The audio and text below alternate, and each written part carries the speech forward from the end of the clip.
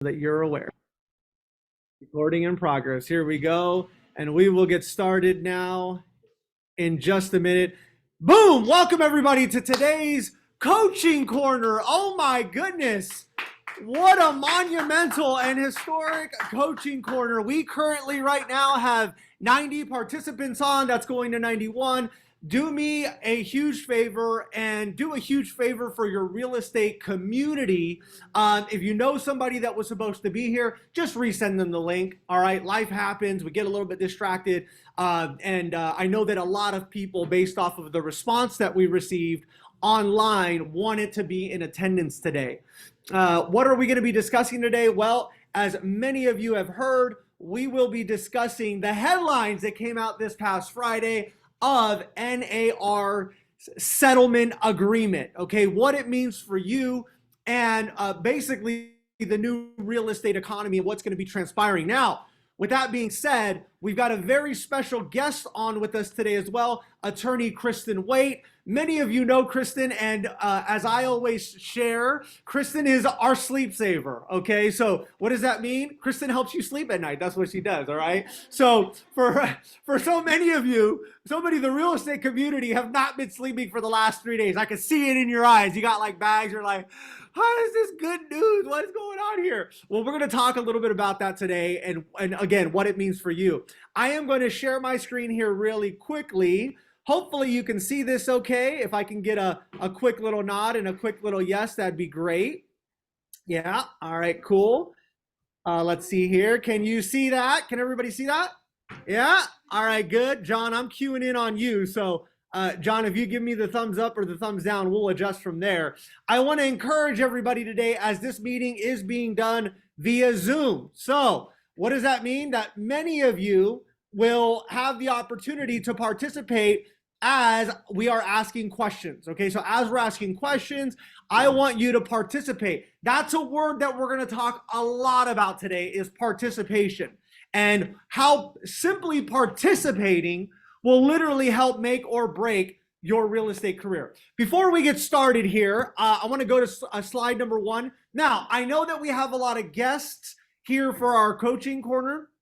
I want to just kind of make it very clear. This is a training. This coaching corner is basically something that we do every single Tuesday at 11 a.m. Pacific Standard Time, which in essence, what it does for us is it allows for a 12 p.m. Mountain Standard Time, 1 p.m. Central Time, and 2 p.m. Eastern Time. It allows for our agents to join us and basically ask questions to top coaches, top producing individuals in the industry. Now, based off last Friday's news headlines that struck, I wanted to make sure that we got in front of it and that we were able to basically share with all of you what we are going to be doing to help you all make sure that we are you ready for it? Professional, accountable, knowledgeable, professional, accountable, knowledgeable with your chest, professional, accountable, knowledgeable.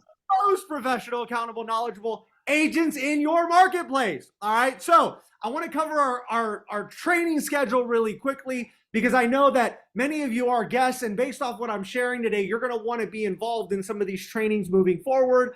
Really easy. Just whoever invited you here today, make sure that you plug them in. Fair enough? So I want to share with you Role Plays daily, Monday through Thursday at 8 a.m. Pacific Standard Time. What do we do here? We work on our dialogues. We work on our script practice. And it's an opportunity for training. This isn't coaching. This isn't me telling you what to do or John Kang, our great leader, telling you, hey, you got to learn this. No. This is an environment where you can actually train and work on your skill set with other top performing individuals. All right. Health and Being Tuesdays at 6:30. Listen, Pacific Standard Time. We believe that if you work harder on yourself than you do on your job, the work part will become easy for you. It'll become second nature. All right. So what we do here, our great leader, Jason Lucero, leads us in virtually going through some breath work, going through some meditation, going through some visualization to really help put us in a good position moving forward through our week. And I know that so many of you absolutely love it. This Thursday, we have a special guest, Mr. Luis Rodriguez, who'll be hosting our sales meeting. All right. Now, our series, many of you know, we just started our new series. It's a 6-part series in this question. Did I get better today?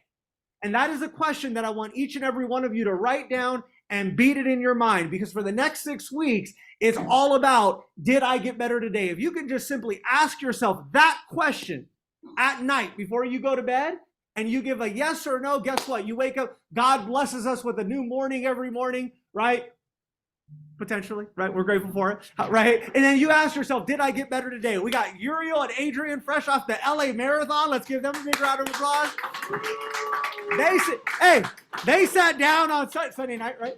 They sat down on Sunday night and said, did I get better today? Well, I don't feel like it, right? But I did get better today. I challenged myself mentally, and I went out and accomplished something. Sergio Martinez with commercial training, part number 2. I don't know that I've ever gotten more text messages and feedback based off of last Friday's commercial training number 1 on how much you appreciated it and how deep that he went into helping you, basically create another funnel for your business, right? So kudos to Sergio. We will have our coaching corner as always. This is an opportunity for you to come in, basically ask questions. I know agents right now, and some of you are on here, that legitimately pay thousands of dollars every single month for coaching. Hey, I get it. I don't fault you. It's all good. With Coaching Corner, you can show up, get your questions answered that are going to help you move your needle forward in business. All right. And that's what we hope to do today on today's Coaching Corner, is help you move your needle forward. And then very important, if you can jot this down, March 28th on Thursday at the end of the month, we're going to be doing our Q1 review. By show of hands, who has ever done a Q1 review with myself before? Just by show of hands here. Okay, and then just in the chat box, if you can chat yes. All right, cool. Nobody. Okay, good. Thank you, Judy. Yes, let's give it up for Judy. Yay, she's paying attention. All right, good. So many of us have done Q1 reviews. This Q1 review is going to be completely different. I'm coming out, as many of you know, my mindset has shifted on some things. We've got a completely fresh Q1 review. So I'm excited to present the ideas to you, because I really do think that it's going to help you basically accomplish what you would accomplish in a year. You're going to be able to accomplish that in 12 weeks. Does that make sense? So for those of you that just caught that, how am I going to accomplish what I would accomplish in a year and 12 weeks? Make sure that you're at that Q1 review. All right, fantastic. Now, NAR settles now what? This series today, this Coaching Corner will be broken down into basically a 5-part blueprint, all right? So here's what we'll do. I know many of you have questions. As you have questions, just go ahead, throw them in the chat box and write them to me. And then at the end of it, what we'll do is we'll make sure that we get those questions answered for you. Fair enough? So that we can allow for Kristen to do what Kristen's going to do. And then basically I'll go into part 2, 3, 4, and 5, all right? Now, NAR settles, now what? All right, so I want to welcome each and every one of you and introduce some of you for the first time to a dear friend of mine, Miss Kristen Waite. And I want to share with you what I shared earlier, and I really want to help you understand how a real estate agent's mind thinks. And some of you have never heard this before, but just hear me out here, because it could help you moving forward. I once heard this: a real estate agent does not move forward to the next task at hand until the task that they have in front of them is settled in their mind. I'll say that one more time. A real estate agent does not move forward in life and in business to the next task at hand until they have the task that they have that unanswered question answered. Make sense? Many of our industry right now is not moving forward because they don't have an answer to something right now. So what are they doing? They're sitting paralyzed by the news, the media, their parents, their siblings, their loved ones, basically anybody they come in communication with. All right. So with that being said, Kristen does an amazing job at helping you move your business forward.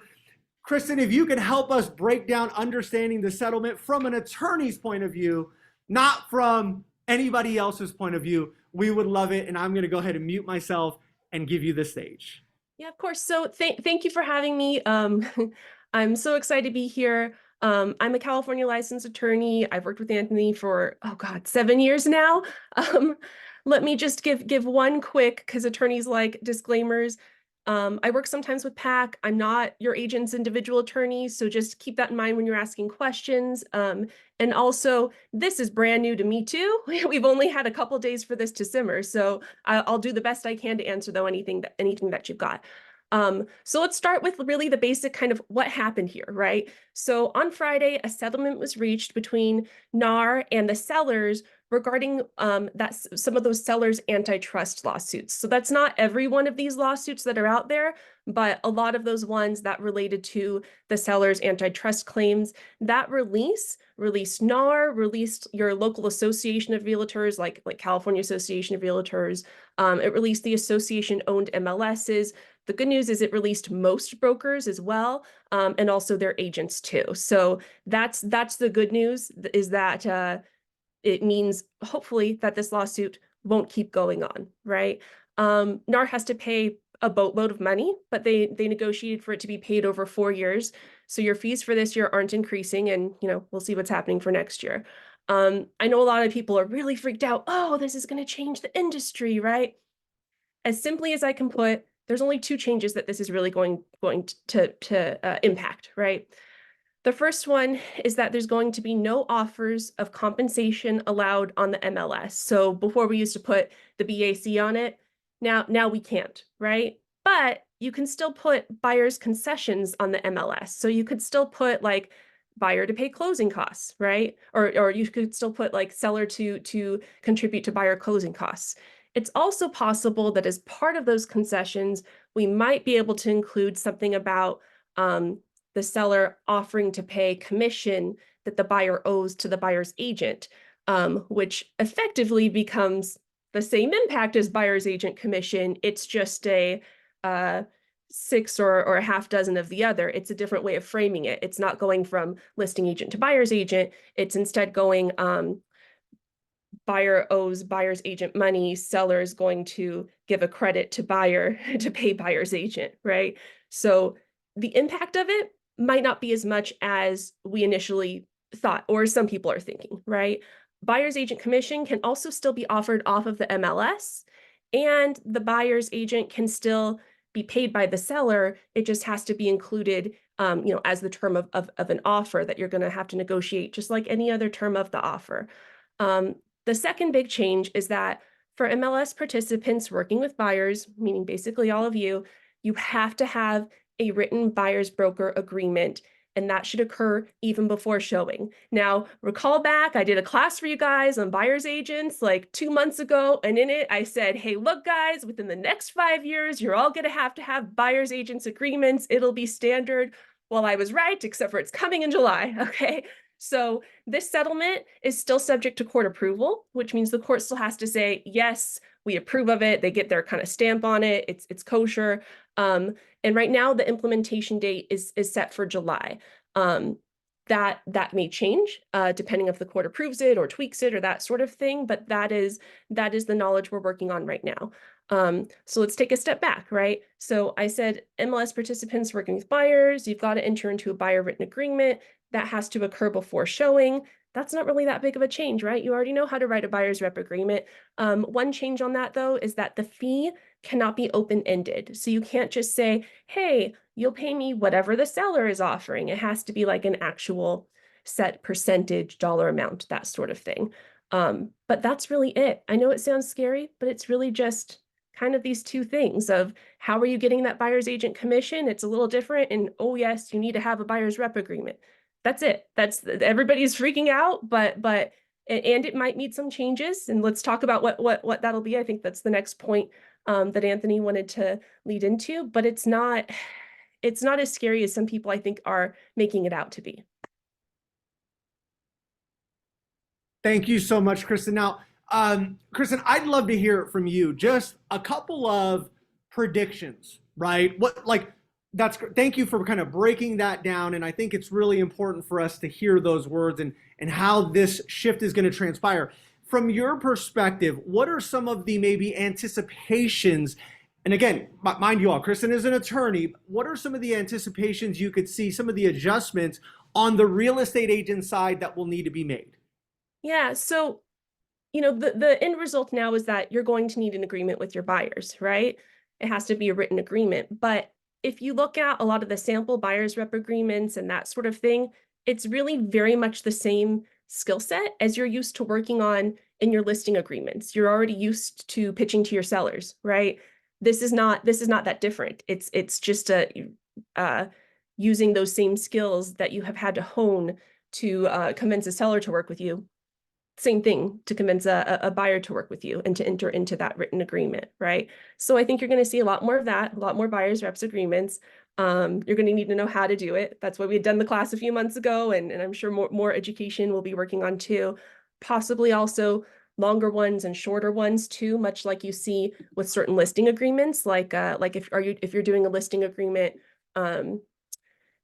that is for, a very short period of time versus a longer one, you'll see a lot more of that in relation to buyer's agreements too, as in a buyer's agreement that is just for showing them this one house versus a buyer's agreement that's exclusive and ongoing. I think having the knowledge, being knowledgeable about those different options is going to result in those agents that will thrive in this, right?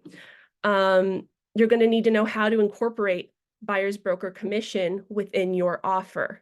Because if you want the seller to pay it, you can. It just has to be included like any other term in the offer and negotiated, right? So you need to first know how to put the contract that buyer's going to pay me as the buyer's broker, me as the buyer's agent. And then secondly, you need to know how to, if we're going to try to have the seller pay it on behalf of the buyer, then you need to know how to incorporate that into the contract. Not an impossible thing. CAR forms already have a way to do that.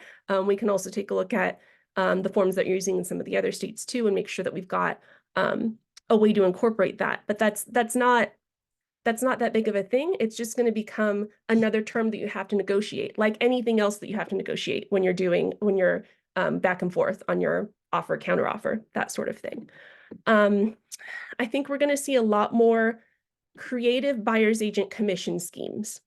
And what I mean by that is that if the buyer is now directly paying the buyer's agent, or has to get the seller in the terms of the offer to pay the buyer's, agent indirectly.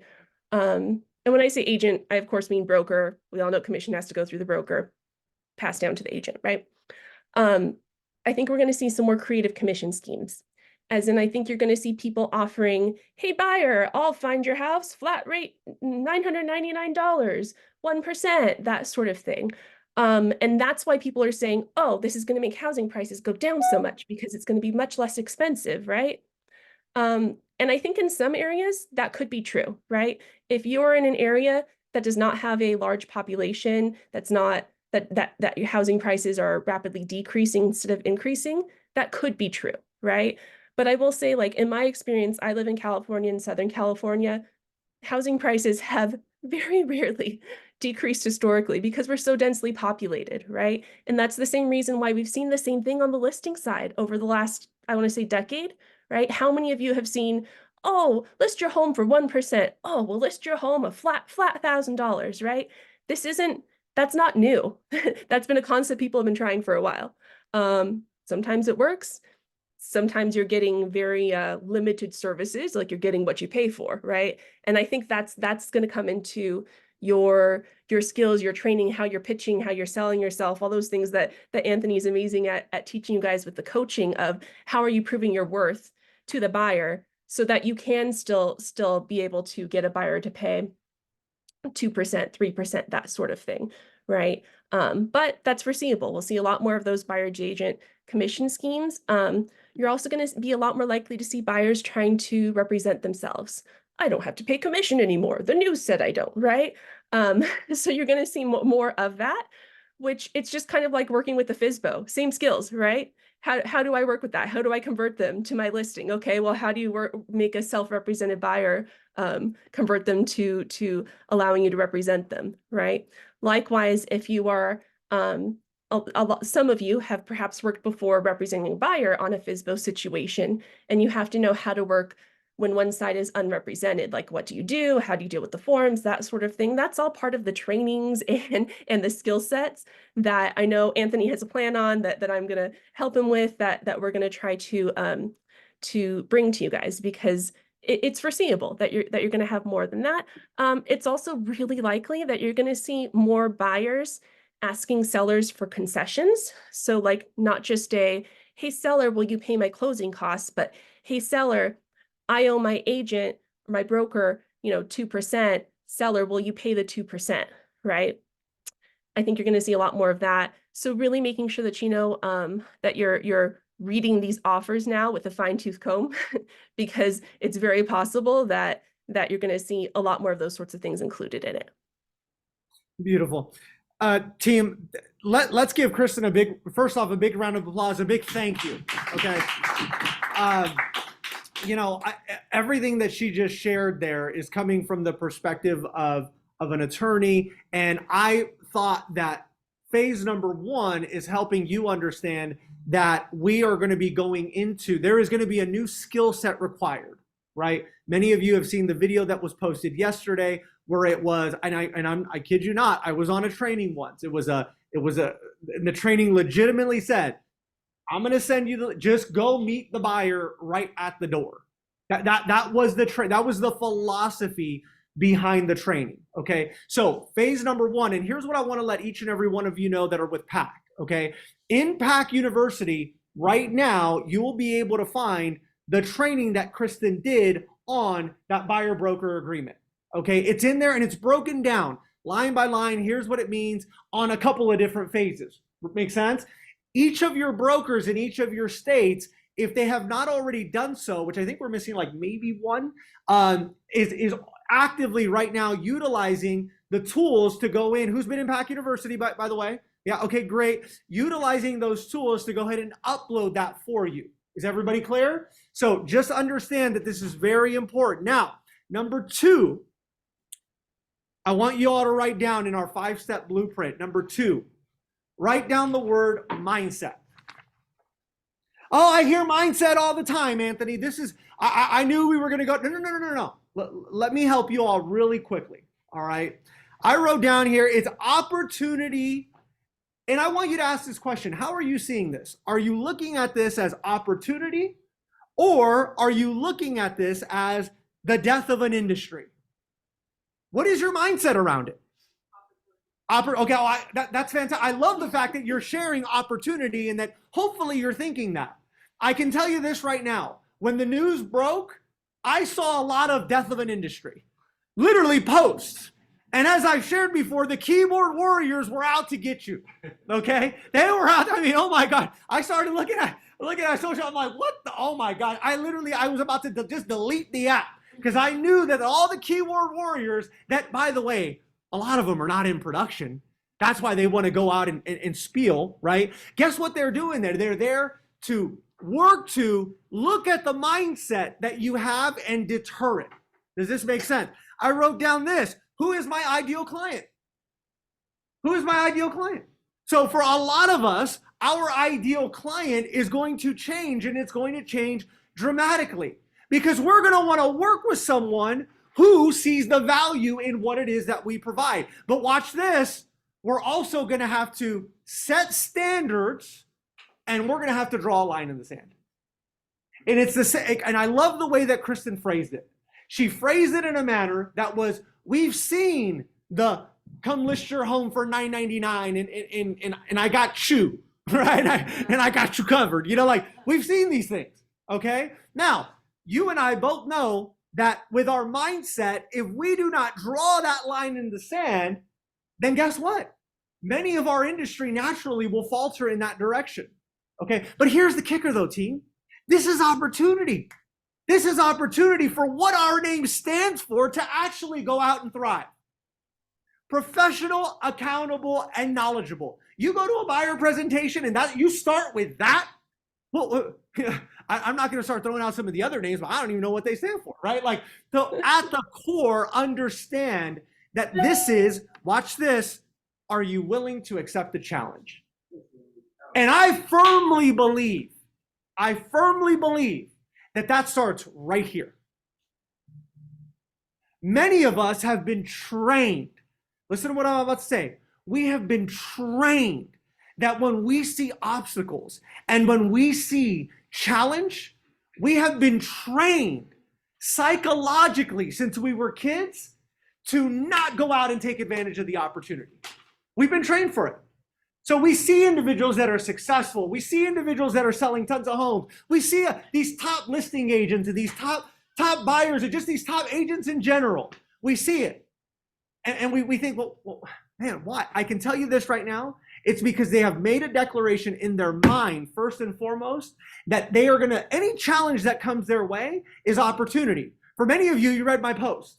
If you're anything like the agents at Pac Home Realty, you've taken the stance to say that there is absolutely nothing that will stop me from building the business of my dreams. If you agree with that, let's go ahead and type a yes for me if you agree with that. I am worth it. Thank you, Mervet. I love that. Thank you so much. Beautiful. I'm going to give you a yes. I'm also going to just tail on to that. Thank you, Kristen. Because I love that, what you're saying of how are you responding to this, right? And I think part of the reason why so many people are just freaking out over this is they're going, oh, this is industry changing, right? Guys, we've been through just as bad before, right? Many of you with me, we've been through worse, right? We have been through COVID. So right now you can't offer commission, the buyer's agent commission on the MLS. Okay, you got to write a buyer's rep agreement. Okay, right?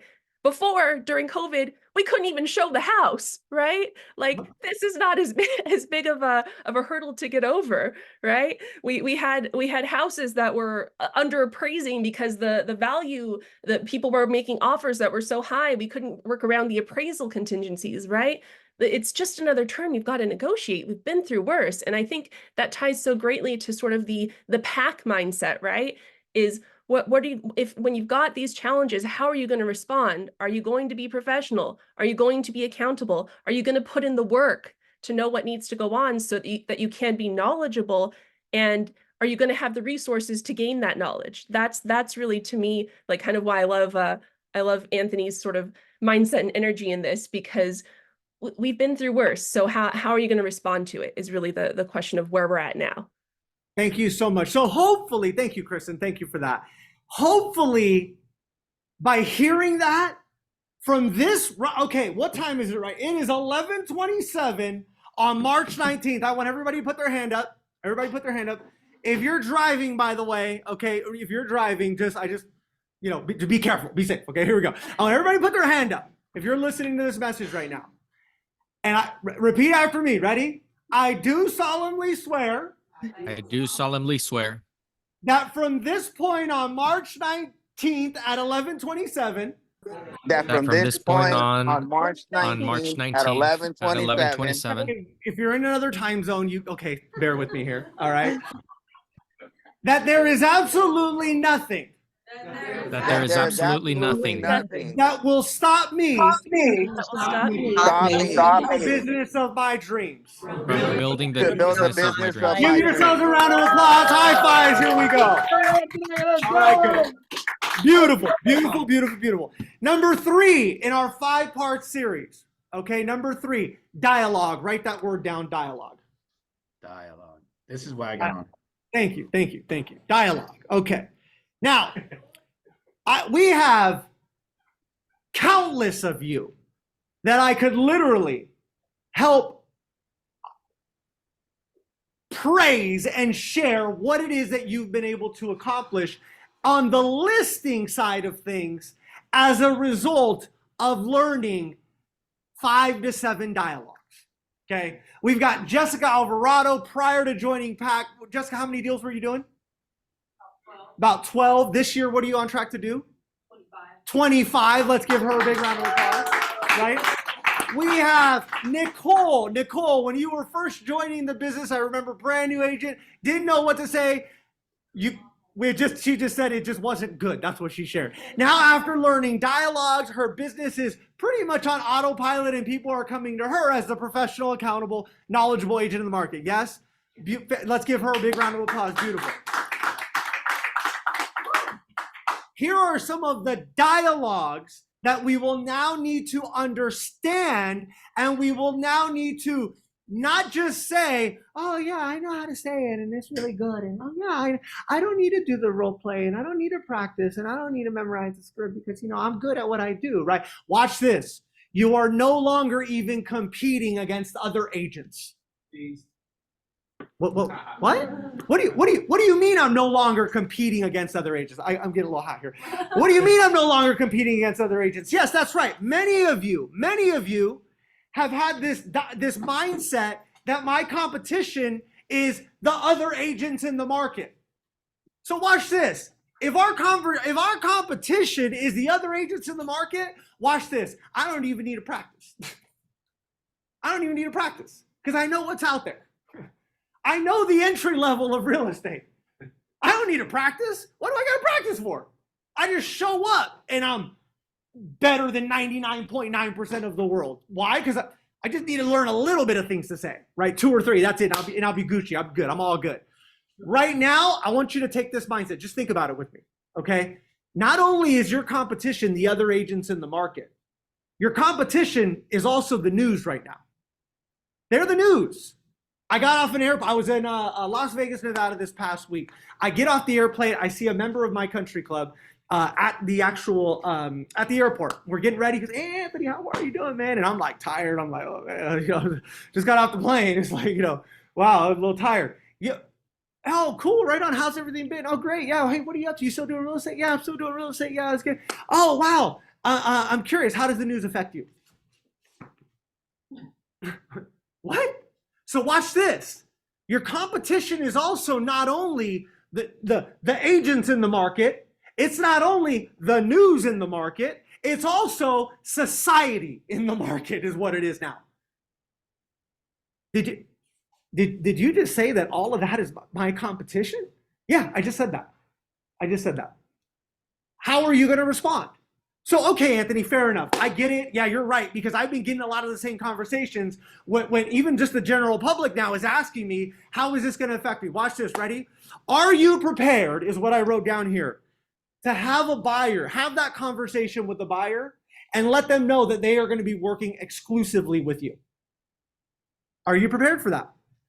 Are you prepared to cover that buyer-broker agreement skillfully and tactfully? Watch this. Not telling somebody what you're going to do, right? Asking questions and question-based selling to get them to understand that you are the most professional, accountable, knowledgeable agent in the market. Are you prepared? Are you prepared to practice? Write this one down or just hear it really clearly. Are you prepared to practice so that it becomes second nature? I'm going to share this right now. Many of us, we are not prepared to practice. And that, my friends, is why this thing is so damn scary for so many agents. Because what? So here at PAC, you guys already know the importance that we place on skill set and dialogues. I mean, literally, you go to PAC University from starting the 3 questions to the option closes to all of the different dialogues that are in there. Your plan of action, your list of references, all that stuff that's in there. Watch, ready? That's that it's in there, but I got a challenge for you. Are you prepared to go in there and study it? Are you prepared to go in there and, let's just say it, because we're in the Mamba year. Are you prepared to go in there and Mamba the damn thing? I can't answer that for you. You have to be able to answer that for yourself. Because watch this. It's going to now become important to not just go over and open the door. It's now going to be important for you to understand those 3 to 7 dialogues. Those 3 to 7 dialogues that are really going to make the difference. That makes the difference. Watch it. I wrote down this. I wrote, practicing role play as much as listing agents role play. What? You mean to tell me? So there's a lot of us right now that are on teams that our whole thing is like, just give me my leads. Give me my leads, please, team leader. Give me my leads so I can live life effectively. That I'm gonna tell you right now at PAC, you guys know. I remember very clearly having a conversation with Shant Janesian out of Arizona. He said, "I'm curious," because he was genuinely asking me a great question. He said, "I'm curious. How do you compete with the brokers in the market that offer leads to people?" I said, whole different planet. Why? Why is it a whole different planet? I said, here's the thing. I would never go out and bring somebody on my team and say, here, go work the lead. Here, go work the lead. Here, go work the lead. Here, go work the lead. Here, go work the lead. Do you all know why? Watch this. You ready? It goes down to the core of the industry right now. Give someone a fish, they'll eat for a day. Teach someone how to fish. Let's go a step further. Teach someone where to fish. They will eat for a lifetime. Big round of applause to that. Preach, Anthony. Now, I'm going to share with you, though, that has been the toughest conversation to have right here in Rancho Cucamonga. Good old Rancho Cucamongas, right? It has been the toughest conversation to have with people. It has been the most challenging conversation to have with people in our industry over the last 15 to 20, like 12 years, 14, 13 years since I've been in the business. The most difficult conversation. You know how many people walk out the door and go, well, they're going to give me leads, so I'm just going to go over there because that's bad. Cool. Go get the leads. Go. Okay. Have Zillow take 40%. By the way, mind you, right now they're taking 40%. All of you know they transitioned for the pay per lead to the percentage base, and now they went and increased the percentage base as well. Now you guys saw that, right? Wow, that's so timely. That's so timely of them. Wow. To be determined. Watch this. Are you prepared, as Kristen mentioned, which was so good, are you prepared to master the expired buyer script? What? The expired buyer script? Yes. Kristen just shared it with you. There are going to be buyers that are under contract for 3 months, and Rocio, their agent is not going to do the job. Their agent is not going to do the job that you do. They're not. So guess what? They're going to say, well, my contract, I have a contract with an agent and it expires in a couple of weeks. And are you prepared to have those conversations? Okay, here we go. Another one. Ready? Are you prepared to master? I want you to write this down. We got to coin it. Somebody hashtag it. Somebody, I don't know, some may have shared it a little. Okay, here we go. The BWOR script. Anybody know what that one is? Buyer without representation. Adrian Alvarado, big round of applause. What's the buyer without representation script? That's the FSBO script. That's the for sale by owner script. But here's my kicker. Here's my question for you. Are you prepared to handle that? Are you prepared to learn that? I can tell you right now, myself, John Kang, Jason Lucero, many of your leaders from your different states, Jose Bonilla, Juan Gallegos, oh my goodness, Jose Esparza. Literally, we had a call yesterday, Colton Villa. We had a call yesterday that was all around. Karina, all of them. Courtney, masterminding around what this series is going to look like and making sure that we don't start in 90 days. We start next week. We actually start right now. That's when we start. Kristen, I'm curious because I'm like going now. So it's okay. You were on a tangent. I was going with you. You're all good. But I was going to add. Pause for just a second. I was going to add with that BWOR, right, which is the new FSBO apparently. I was going to add. So now that it's going to be more difficult, sort of for buyers to they have to jump the hurdle of finding an agent, entering into contract with an agent if they're going to work with an agent. It is definitely foreseeable with that if you work in a state that allows dual agency, and when I say dual agency, that could mean the same agent representing buyer and seller or the same brokerage representing buyer and seller. If you're in a state that allows that, some states do, some states don't, that's just another opportunity for you because you're going to have more unrepresented buyers coming to your open houses, coming to your listings, which presents an opportunity for you potentially to double in that transaction. Beautiful. Team, I just wrote down this as well. I wrote down versatility.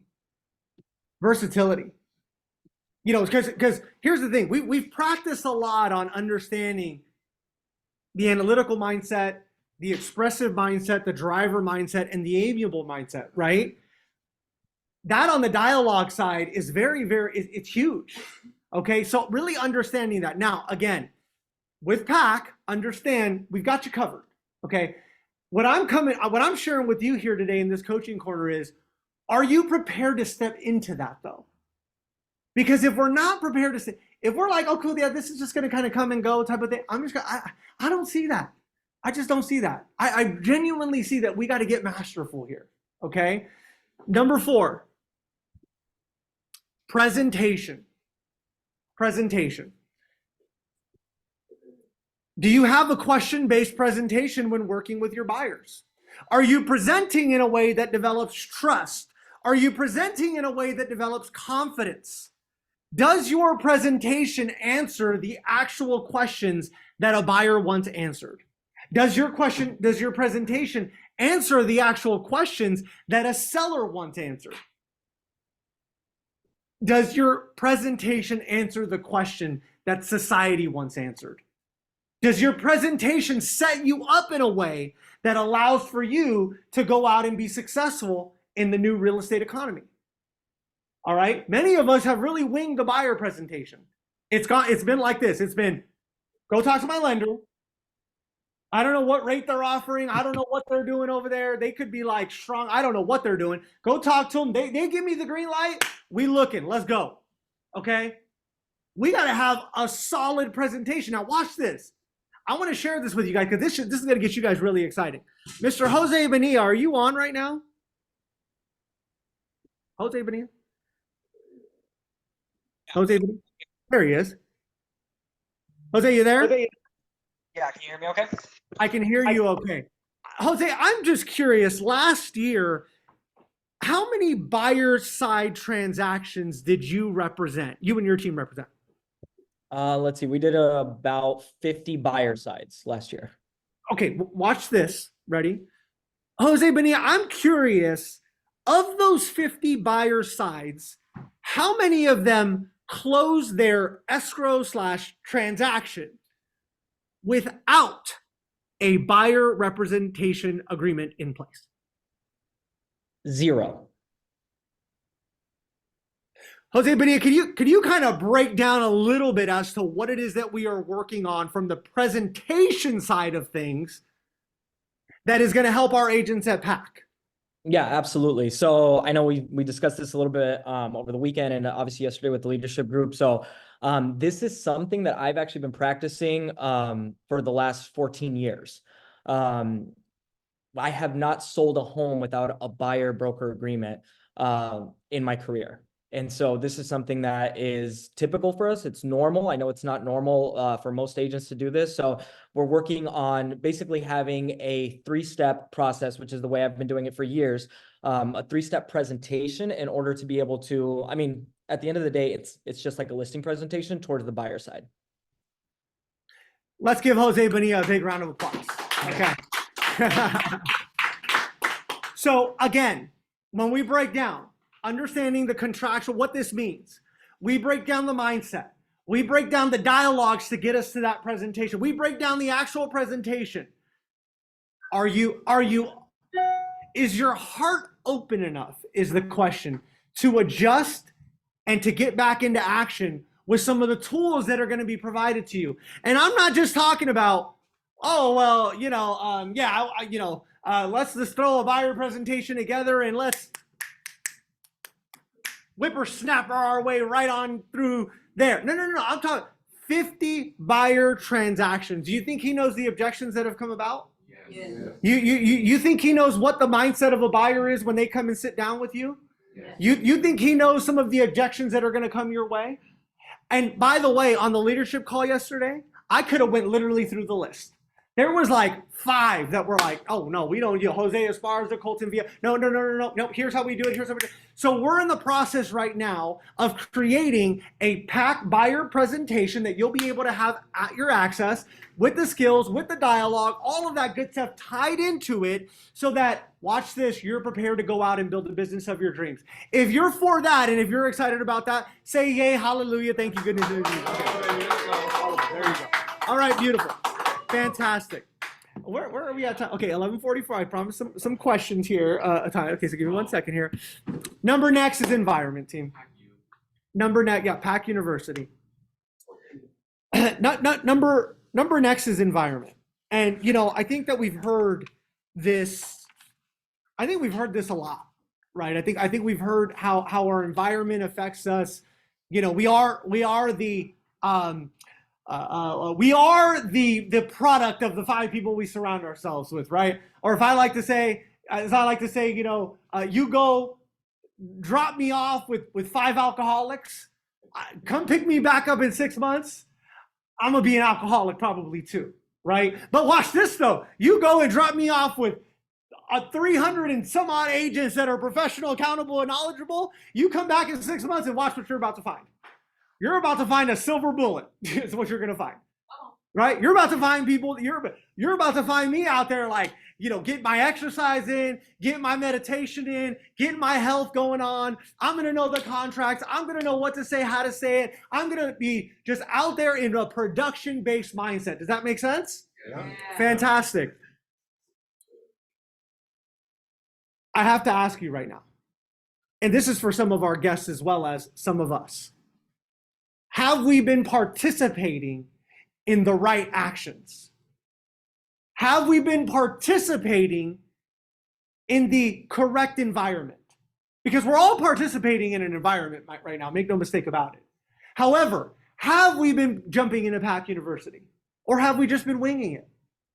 You know, I shared it with you earlier. Right now, as I mentioned to some of you, the current state of just the overall brokerage model, right now, I'll share with you, goes so many different ways. You've got brokerages that are marketing-based brokerages. So what do? You put a deal, we'll market it for you. We got your marketing covered. Cool, great, thank you. I'm not saying there's nothing wrong with it. It is what it is. We have certain brokerages that are recruiting-based models, right? That's what they do. So recruiting. Here you go, recruit. Cool, I get it. At no fault to nobody. We have certain brokerages out there that are flat fee brokerages. And as I mentioned yesterday in that video, Mark, at the core of the value, it is come work here.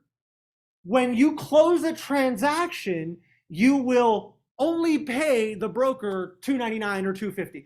Just by typing in yes, are you guys understanding, like you guys getting some of this stuff here? Right? Watch this. You have, and I'm telling you, there are brokerages out there right now that the value that they provide is the actual office. That is the value that they provide. Like when you come into the office, you're going to see a beautiful like couch. And oh my God, this couch is, wow, this couch is a damn good couch, right? Watch, I come from it, right? 200,000 square feet of lease footprint in Southern California. Oh my, that's why you need to come and work. Angel, you're laughing because you know what I'm talking about, right? Like that's the game. Watch. Here at PAC, we are a production-based company. What does that mean? That means that first and foremost, and you'll hear John say it, you'll hear Jason say it, they will hit it at the core. First and foremost, what do you receive when you come to PAC? You receive production-based thoughts, production-based community, production-based action. Does this make sense, everybody? Now, what goes into that? Well, that's where you see some of the conversations that are going on in Slack. That's where you see some of the PAC University tools that are going on. That's where you see meetings like this, right? That share with you, I can, versus, oh my gosh, I can't. This is too much for me. Is this making sense, everybody? So I wrote down very simply, I wrote down here, which one are you going to buy into? This is your decision. I can tell you right now, the listing skill set that so many of you have adopted and that so many of you have learned, that's only going to translate. That's all that's going to translate. The production-based thought process of prospecting channels and role play, that's only going to translate. But watch this. For many of you with PAC, you've had it at your fingertips. It's been right there for you. You just haven't walked through yet. Because it's been okay not to walk through. Why? Because I just go show a buyer and I'm cool. You know, it's all good. I don't got to know what to say. You guys with me? Yeah.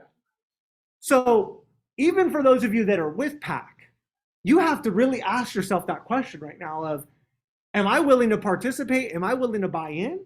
Or am I just going to continue to operate the way that I've been operating? And that is 100% at its core an environment thing. Now, for those of you that aren't with PAC, I don't know what you do, right? I know what we do. I don't know what you do, but that's what you have to ask yourself. And I'm going to challenge you really quickly. Don't just answer it for yourself. Don't just answer that question for you. I'm going to challenge you all real quick. Is it okay if I challenge everybody really quickly? Yeah. Is that okay? Type yes if it's okay if I challenge just a little bit. I'm going to help you guys think a little bit bigger. This is not just for you, team. And I'm going to take the stance right now. This is for all of your consumers. This is for all of your clients, what you're willing to participate in. But not only that, this is for the future of our industry. This is for all those agents that were just like you. Those kids that are in elementary school right now. Those kids that are in high school right now. Those kids that are in college that are looking up to each and every one of you. Because why? You drive a nice car.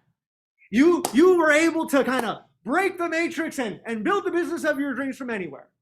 They're still going to look up to you. Believe me, they will still look up to you. Real estate will go on. People will buy and sell real estate every single day in our market. It will still happen. My question for you is what example are you going to set? See, that's the way that I think. I think this is, this is responsibility time. I got to take a little more responsibility here as far as how I'm going to, this is decision-making time. On am I going to continue to do what it is that I do? Well, wait a minute, Anthony, I don't really care about the kid that's in high school. Don't worry. Your time, it will come when somebody comes up to you and says, Rocio, I'm in a tough spot right now, okay? I'm in the industry, I'm not making sales. Honestly, I'd rather just get out of the industry if this is what's going on. I'll just go, do something else. And they're going to come up to you and they're going to say, can you help me? How are you going to move them forward? How are you going to help them move their needle forward? Kristen, any final thoughts based off what I've just shared? No, I think you covered it all. I did see some questions that popped up. If we want to take the last few minutes to talk about some questions, if that's we okay. Do. Have you been reading them? Or because I'm like, I've been reading them. I wrote them down. So, okay. So the first one that I noticed was someone was asking. They said, "From my understanding, procuring cause has also changed. Is that correct?" And the answer is yes. So in California, as recently as last year, some of the guidance, and I think probably nationwide, some of the guidance on procuring cause changed, where it strongly favored the person who actually had the buyer's representation agreement as being the procuring cause of the buyer. That was always true, but it shifted that factor and made it a more heavily weighted factor.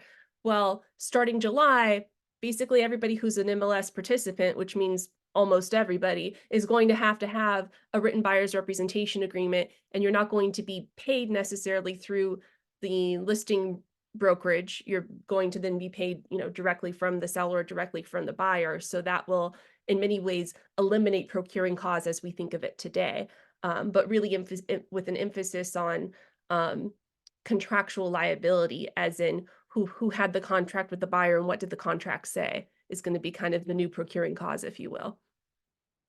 So great question. The next question was, for sellers that are offering a commission, how will this be advertised, and is there specific language needed in the listing agreement? So just to make it very clear, sellers can still offer commission to the buyer's broker. That is not prohibited. It is just prohibited to put that on the MLS as a buyer's agent commission.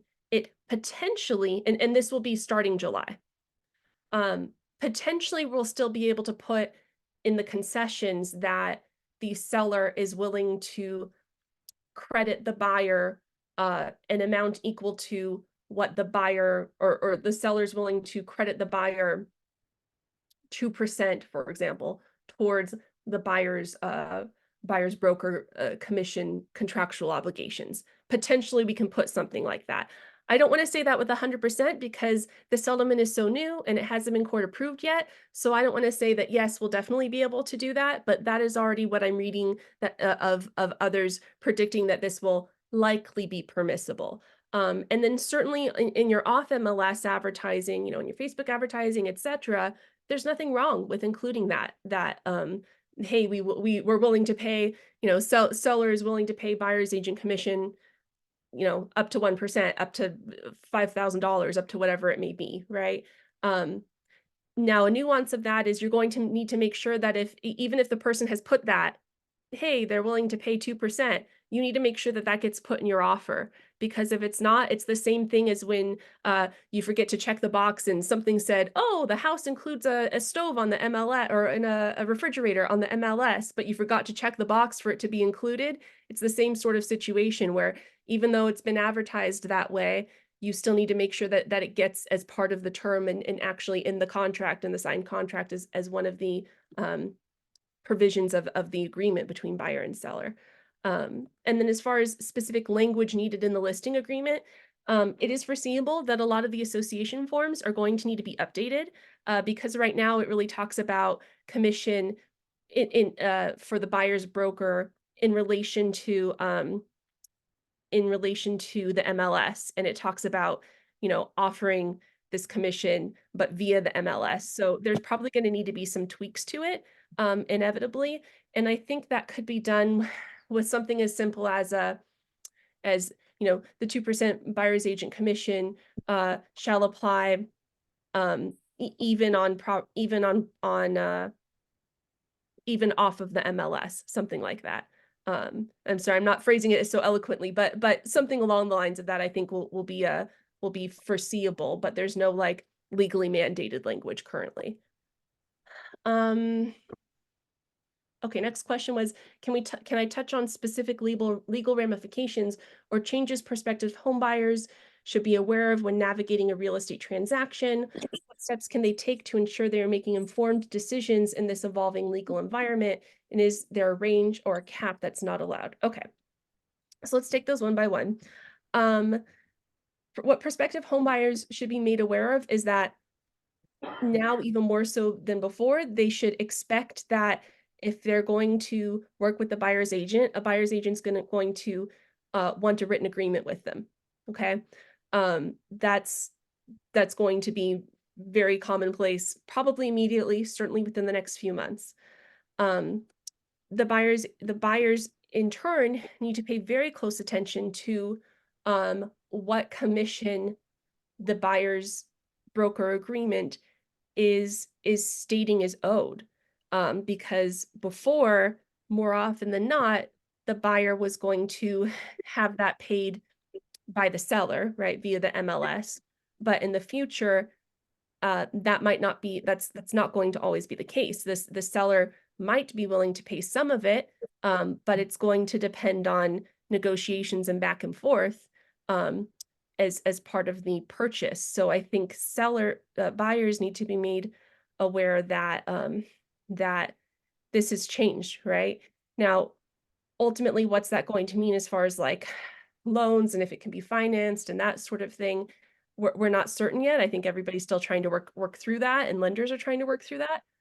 But it is definitely foreseeable that that a buyer might need to now directly be paying the buyer's agent, whereas before the buyer was indirectly paying the buyer's agent because it was paid by the seller, therefore it affected the purchase price, right? So indirectly it was kind of the same. And then there was a question of, is there a range or a cap allowed on that buyer's broker commission?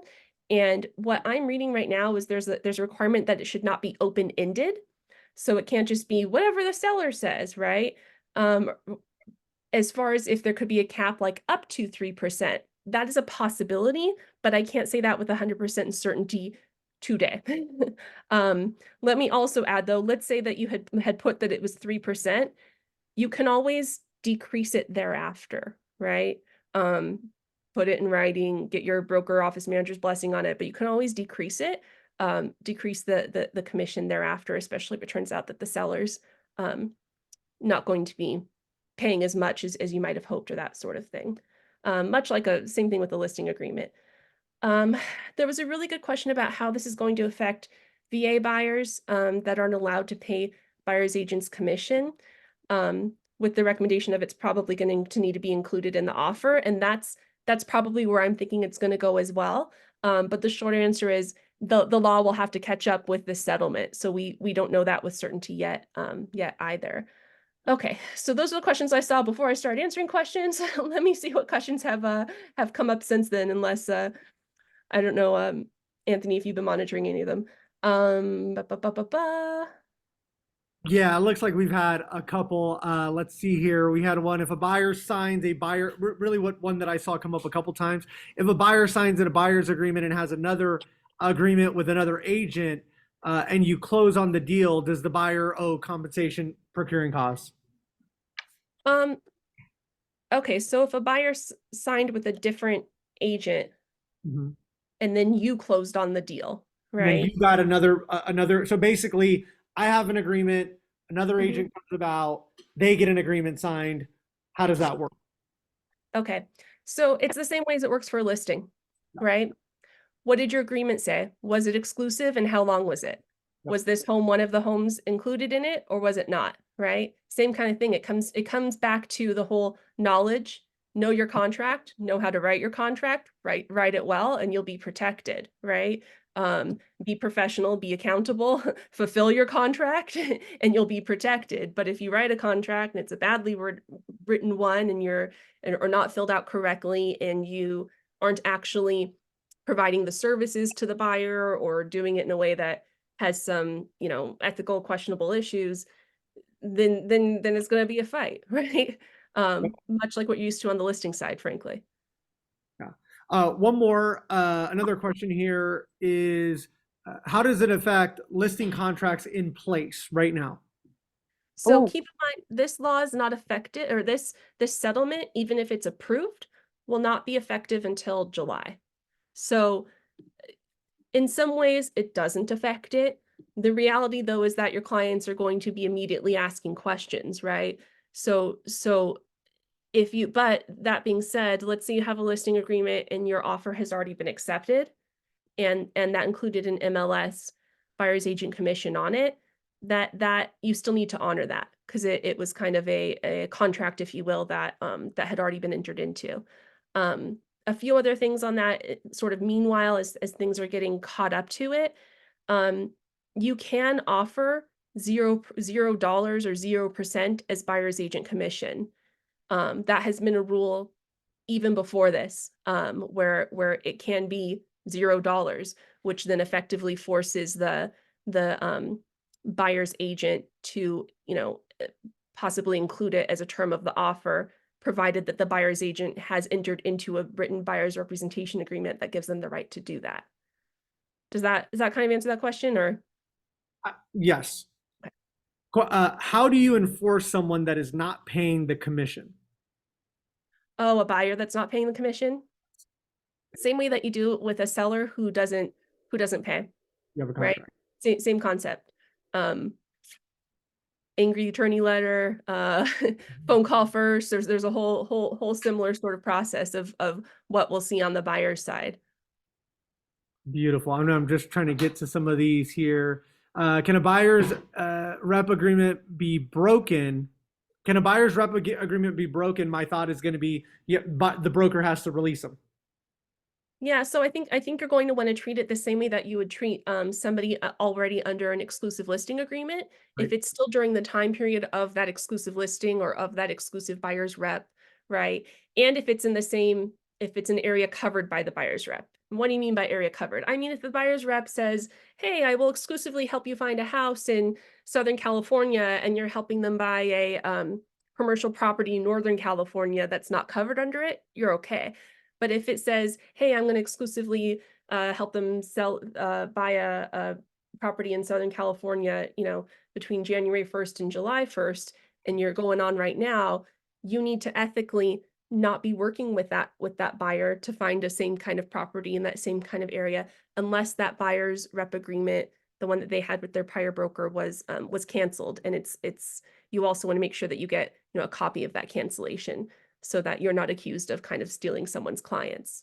Mm-hmm. And that's exactly why buyer's rep agreements are great, because it protects you. That's why I've kind of been recommending them for 7 years now, because they ultimately do help protect you as the agent, as the broker, from somebody being able to just kind of steal that buyer from you in a way that basic agency and procuring cause just didn't. Kristen, so since the commission is being removed from the actual MLS, Mm-hmm. do you foresee MLS is still listing agents still being able to put in the comments, hey, seller is offering out a 2% commission or something along those lines? I think that's possible to be able to include it as a concession, but I can't say that with 100% certainty yet. And if it is put in there, it can't be phrased as buyer's agent commission, as in it can't be phrased as in listing broker to pay buyer's broker 2%. It would need to be phrased as in seller is willing to credit buyer 2% to fulfill buyer's contractual obligations with buyer's broker. And I know it's really weird of like, what do you mean this is a subtle difference? Follow the money. That's how I like to visualize it. Follow the money. Okay. So before, money went from seller paid listing broker, right? Listing broker in turn took some of that money and paid the buyer's broker, right? Where did the money from the seller come from? It came from the buyer. That's how it's worked historically, right? Okay. Think of where we're going now. Okay. So now, how is buyer's broker getting paid? Buyer's broker is either getting paid directly from the buyer, or instead, buyer is going to ask the seller to credit the buyer so that the buyer can then pay their broker. It's still ultimately, but then even if the buyer is asking the seller to credit the buyer to pay the broker, where's the seller getting that money from? From their purchase, right? So it's the same sort of dynamic. It's just, where is it coming from? And that difference of where is it coming from is really what some of this lawsuit is about, because it's saying that it's not being properly negotiated, right? So to your point of, yes, I think it is possibly going to be permissible, but it has to be phrased in the correct relationship. And I can't say that with 100% certainty until we see like the exact text of what settlement is reached and a court approved. If we have a listing agreement in place, however, it's set to expire after July, what adjustments should we be looking at as far as what, with contracts that'll be kind of in that in-between phase? So I would say that if you have a listing agreement right now that's already been entered into right now, I wouldn't make a change to it. I would keep it at it as is for now, and then keep an eye as we get closer till July on what's happening and realize that we might need to do an amendment to it. That would be the approach that I would take, as opposed to adjusting things right now when it's possible that this won't be in effect before your escrow could already close, for example. Beautiful. I'm trying to figure out if we have any additional questions. It seems like some of these have already been addressed here. Hey, Anthony, I have a question. Sub-agency addressed in the lawsuit? I'm sorry, what was that? Was sub-agency addressed in the lawsuit? I can clarify. In Texas, all agents work for the seller until a buyer representation is initiated. What I meant by is sub-agency, the procuring cost situation where a buyer can take where an agent can take a buyer to a listing without a representation. Therefore, the seller can pay whoever they want, which being the principal, they can do whatever they want. So in this instance, both agents would work. The listing agent would obviously be the listing broker, and then the sub agent would be an outside brokerage who brought the buyer, and that in essence is the definition of what sub agency is. So I didn't know if that had been anything that had actually been specifically addressed. I don't believe that it was explicitly addressed. Although keep in mind, this is really a settlement of not just a single lawsuit, but like a whole bundle of them at once, if you will.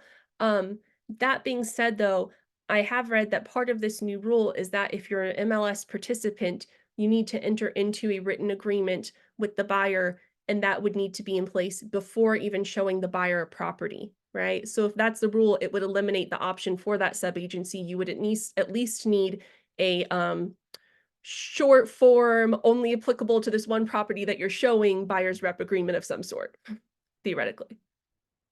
Right? Mm.